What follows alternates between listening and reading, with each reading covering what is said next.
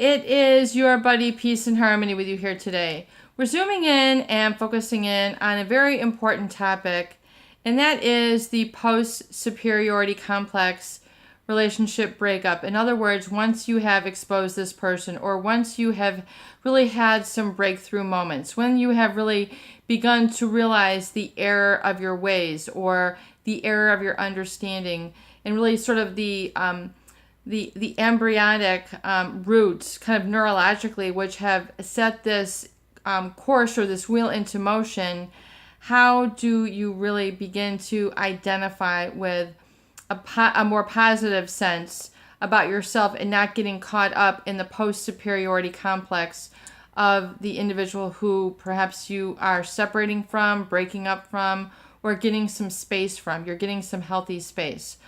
Oftentimes, those people who are emotionally manipulative, once they see you breaking away, breaking apart, getting kind of, your own footing, your own ground, after they've maybe caused a lot of drama and they see, your reactions, they feel a sense of pleasure of being in control, especially if they're parading around or triangulating other people, events, comments, and things in front of you that are designed to get you to react, that are designed to be non-inclusive for you. In other words, it's a very common way that a narcissist or an emotional manipulator, someone who is looking to kind of get in under your skin, that is how they will position things. They very much will use other people as props. They will use other situations as triggers. They will learn how to trigger you and get you into a familiar state of feeling, in a familiar state of reacting, in a familiar state of victimization. So they habituate this, just like you have a habit of driving a car. Putting the key in, doing this, it's habitual, it's automatic, it's been memorized by you. You originally had to learn it.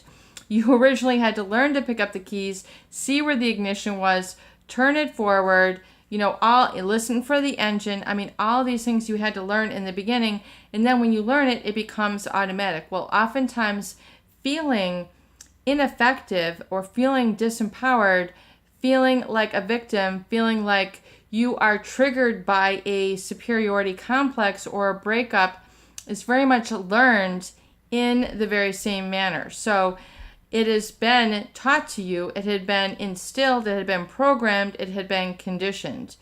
So it's just kind of like a bike. They say, you never learn how to forget to ride a bike. You have it ingrained.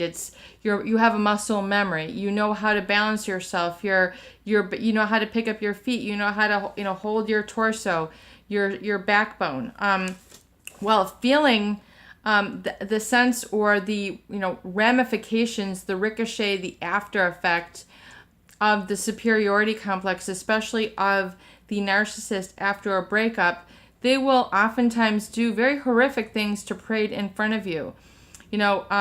You have exposed them, and you've seen that they have now shut down your bank accounts, or they now have shown you this person who they've been dating for 3 years or living with and have hidden from you.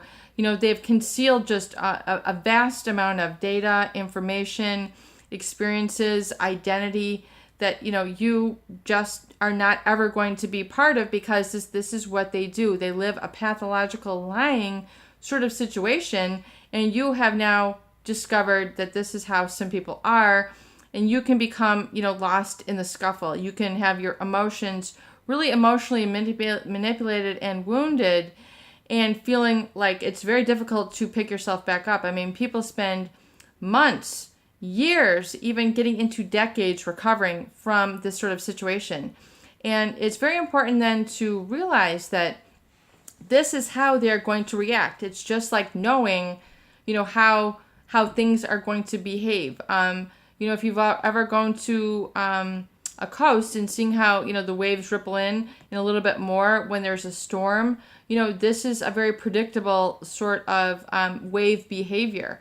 So realize that, with people who are narcissistic, who are psychopathic, who are emotionally manipulative, cluster B, whatever you want to call it, in this situation, it's not all about the label. It's really about your own unique experience here. realize that they are very predictable, like a wave, with the storm. The big storm, here are going to come the winds and here's going to come the big waves. I mean, you're not going to see, a big, storm and then have a placid lake. It's very predictable what they set into motion. So you need to really get into that place, that's part, that part of you, that quantum field, that's a very powerful subconscious, which oftentimes we're not aware of, in its activity in our life and its power in our life, how that has been memorized, how the neurologically your just like your heart is receiving pumping and then getting oxygen and deoxygenating, and your lungs are working in harmony. Your neural network, how your emotions and your thoughts correlate to trigger. The thoughts are the language of the mind, and feelings are language of the body. So as your thoughts oftentimes are subconscious and flood the body with these emotions of feeling sick or feeling anger or feeling profound depression or overwhelm or over obligation to this person, it's based on that same automatic wiring and firing which you have been taught or you have learned or programmed or conditioned. These are all different ways of explaining the situation. So knowing that to be the case, let's think about what it takes to learn something new. So let's take our car example. You are now learning to drive a car, sitting in a different seat. Rather than the typical driver's seat, you're now in the passenger seat. And, let's just say the key is on the other side. And rather than having a wheel, you have a lever. I mean, just think how you would have to think, think, act, and attend to that situation. And you'd have to reconfigure, and then you would have to kind of let go of a lot of the information that you had learned to drive in that other format, and how it would feel, how you would slow down, how you would look, how you would think, how you would adjust. You obviously wouldn't take that car out until you were safe. It's very much, I want you to think very much the same way about really sort of getting into a better sense of understanding of yourself, especially as it relates to that ricochet after effect of the post-superiority complex of that narcissist or toxic person, that psychopathic, experience that you have had with this person. You very much have to learn to navigate your feelings, your outlook, and your sense of I am in very much the same way. You have to, get into that state of I don't know, and really begin, to get into that subconscious place where you are now instructing yourself. If you can understand that energetic vibration, that will help you immensely, because you'll begin to see, okay, I really need to stop. I need to sit in the chair. I need to look right ahead of me. I need to look at what I'm engaging in, what I'm putting the key into. In other words, what I am permitting, what I'm allowing to drive my life. And I'm now looking at the gears and how those have navigated me, and how I'm now directing this new vehicle, which is basically carrying my life through the street where there's other people. And now I need to learn to adjust and adapt and move things in a different direction.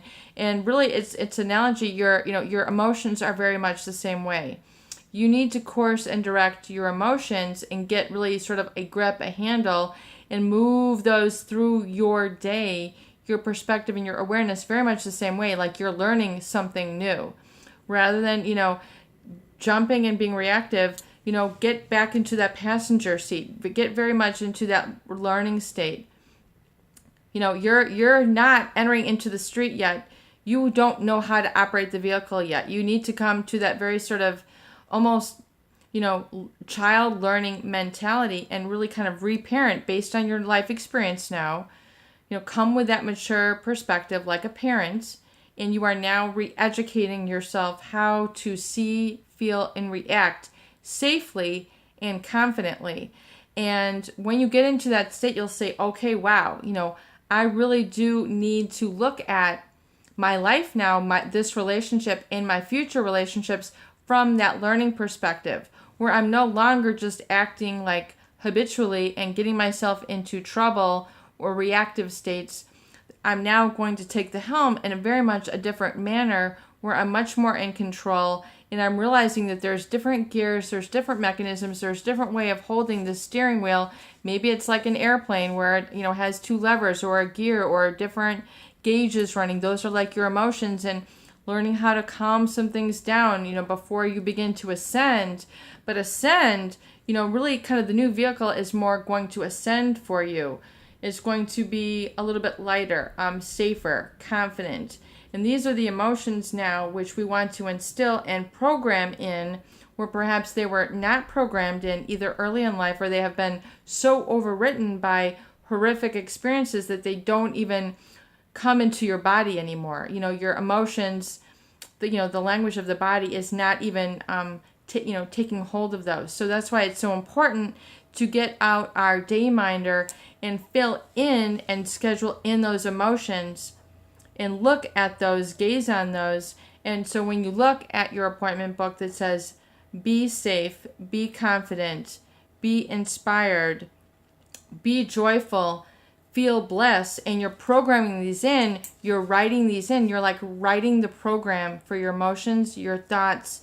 And as you begin to cycle those frequently, consistently with habit, with repetition and experience, you'll then begin to have those, and they'll become an automatic. So those positive will now become automatic, just like driving that car. You'll begin to carry those more positive emotions and resonate those within your body. Your thoughts will then begin also to reaffirm, and you'll begin to live more in that quantum field, really the true state of deserving, which is a stronger muscular testing for you than being victim, than being weak, than being taken advantage of, over obligating, all those stress hormones.